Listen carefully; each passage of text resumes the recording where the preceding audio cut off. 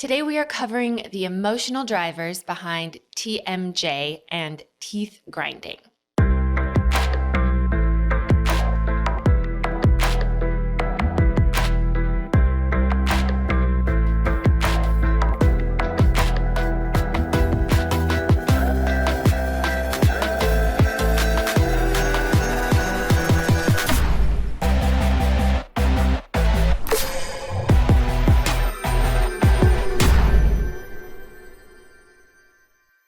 Welcome back to the Mind Change Podcast. I'm your host, Heather McKean. Please take a moment to like, subscribe, download, and comment. It really helps us to continue to create all this great content for you, and it helps us to know what kind of topics that you are most interested in hearing about. So, temporomandibular joint dysfunction is what TMJ or TMJD stands for. It's a bit different from teeth grinding, also known as bruxism, but both of the drivers are nearly identical. Now, the joints associated in TMJ are the two joints that connect your lower jaw and your skull. More specifically, they are the joints that slide and rotate in front of each other, and they consist of the mandible, which is the lower jaw, and then the temporal bones, which are the side and the base of the skull. And when these structures and the muscles, ligaments, jawbone, temporal bone, all of those things that are part of this structure, if any part of them are not aligned or synchronized, then several problems may occur. And that could be pain or tenderness in your jaw, pain in one or both of those joints. It could be aching pain in or around your ear, difficulty chewing or pain while chewing. It can be aching facial pain, or sometimes, because I know TMJ used to be called lockjaw, and so sometimes it is because of the locking of the joint, making it difficult to open or close your mouth. So TMJ disorders can also cause clicking sounds or grating sensations when you open your mouth or chew. Now, teeth grinding or bruxism is a condition in which you grind, gnash, or clench your teeth. If you have bruxism, you may unconsciously clench your teeth when you're awake. That's referred to as awake bruxism. Or you, and it's very common, you clench your teeth, and you grind them during your sleep, which is sleep bruxism. Now, the jawbones and the teeth are essential tools for eating, digesting, swallowing, and speaking. Metaphorically, they represent the way that we chew on or digest or swallow information that is coming in from our environment. The jaw and teeth represent our felt safety around speaking up for ourselves or our needs. Upper jaw bones are often associated with the relationship we had with our father, or a male caregiver, or a strong masculine influence in our life. The lower jaw is associated often with the relationship that you had with your mother, or a female caregiver, or strong feminine influence in your early years of development. So the way that your upper and lower jaws align can represent the harmony or the dysfunction in the balance of masculine and feminine energies within you. Again, these conditions are a bit different, but the drivers are nearly identical. So before we dive into the drivers, it's important to remember that not all of the explanations or drivers will likely resonate. In many cases, many of the drivers sound relatable, but for others, it may just be one or two of the explanations that are driving the condition. So let's begin. The overall driver for teeth grinding and TMJ is not feeling like you were able to speak up about a very difficult or abusive environment or relationship. So you've had to keep your mouth shut about something, or have not been able to speak your full truth. Now, childhood environments that can contribute to this condition are feeling unable or unwilling to express yourself or your feelings as a child, So this could have been because of a controlling or dangerous environment, but it also could have been due to a large family or a loud family where you never felt like you could get a word in. You may have been in a school environment or possibly religious environment where children were supposed to be seen and not heard, or that it was seen as disrespectful to for a child to speak up, to disagree, or to ask questions. This could also result from a very strict or perfectionistic childhood environment where when you did speak up, you felt like you were constantly corrected, criticized, or you received the information or perceived the information that you couldn't say anything right. You may have taken the role in childhood as the peacemaker in a dysfunctional family situation, but no matter what you'd said or did, you realized you could never make everyone happy, or you often made things worse. And this would have been very frustrating as a child, so you learned to keep your mouth shut, keep your mouth closed.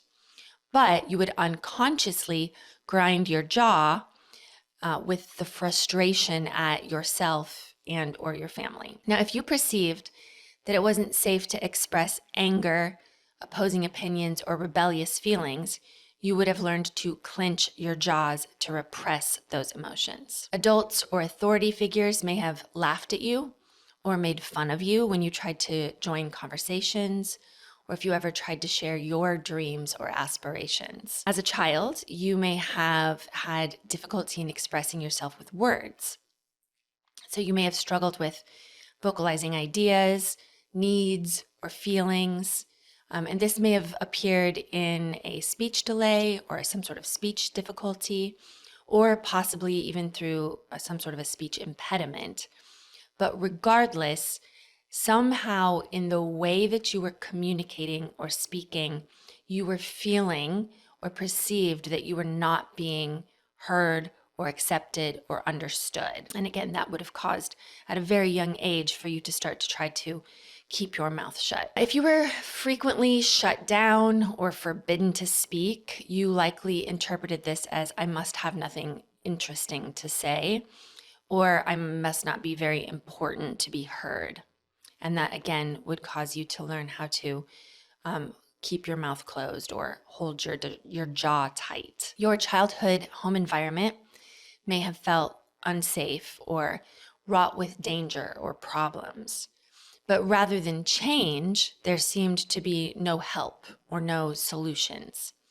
So as a child, you would have wanted to cry out or speak up about the pain. But in your family, you did the whole keep it quiet, keep it behind closed doors, family matters or family business only, or that you were taught that it's better to suffer in silence. You may have felt like an authority figure in your life projected their own needs, hurts, or agendas onto you. So you may have felt coerced, bullied, or threatened to conform to their opinions and their way of doing things. You had to rely on the people who you felt abused by, and that can be very disorienting and confusing as a child. It can cause a lot of conflict in the way that you feel about your place in this world when the people that you are relying on for love, care, and safety are the very people who are causing you the most amount of pain. As an adult, here are some of the ways that these unprocessed feelings and emotions evolve. You are not happy with your current life circumstances, but you feel unable or unwilling to do what it takes to change. You want others around you to change first. And it's manifesting in a rigid victim mindset. It's possible that you are holding tightly on to past hurts, and it's showing up as resentment, rage, jealousy, or resistance. You hold on to certain narrow-mindedness or an inability to connect deeply with your emotions. You're overly focused on the state of the world and how it needs to change or reform, but often unwilling to see the changes that need to be made inside of yourself. Another driver for TMJ and teeth grinding is that you often wear a fixed or forced smile when dealing with others, but internally you're seething and you want to lash out and attack others. Your inner world and outer world are incongruent. So what you say is very different than what you feel. And this can cause that malalignment in your jaw.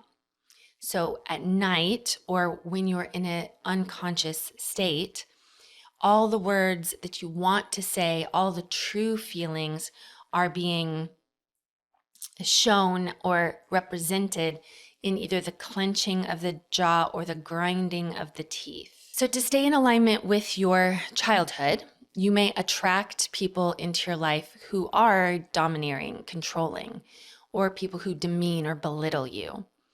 You want to speak up, but in the moment you feel powerless and paralyzed. Afterwards, you replay these interactions in your head and you're chewing on the information and the words over and over again. So often in this case as well, you might be muttering the words that you would have liked to have said, but through clenched teeth. And again, this is usually happening subconsciously. Now you unconsciously attract or find environments. This could be jobs, friend circles, religious organizations, romantic relationships, where you create circumstances that oppress or suppress you. Again, subconsciously. And this reinforces your victim narrative and lack of self-worth or boundaries. Another driver is that you might find that things rarely happen the way you want. So you have to try to convince, coerce, or even manipulate others to try and get things to go your way. And of course, that's similar to the way you were likely treated as a child or someone in your family was treated or you witnessed that behavior. And yet you still feel completely thwarted in all of your efforts. Often people suffering from TMJ have intensely repressed and suppressed rage at their situation, but they dare not express it. So they keep their mouth firmly clamped shut. They're afraid of what might happen if they open the floodgates. So instead, you hold on to so much insecurity, disappointment, and pain about yourself and about your situation that at times, if you ever do speak up, if things ever do come out, they've waited so long or they're being influenced by all of these things that you've been holding on for such a long time, that often when you do speak up, you are cruel or biting or harsh. Another driver is that you feel a deep inner distortion between what you would like to do. So this is your dreams or your passions or talents, and what you must do.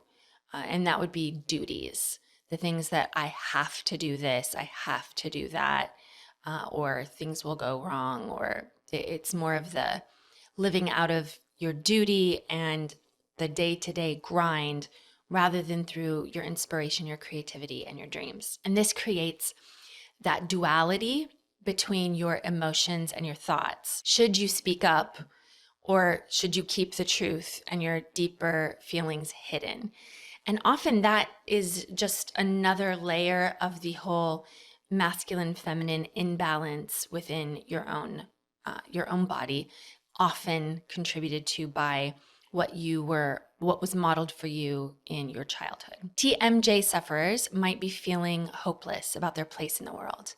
They may have let go of dreams, hopes, and aspirations that they feel like that would never come true. Finally, you may have decided to deal with a rough childhood by deciding to always be the best, right? To make sure that nothing bad ever happens in your adult world. And this puts you under a great deal of pressure.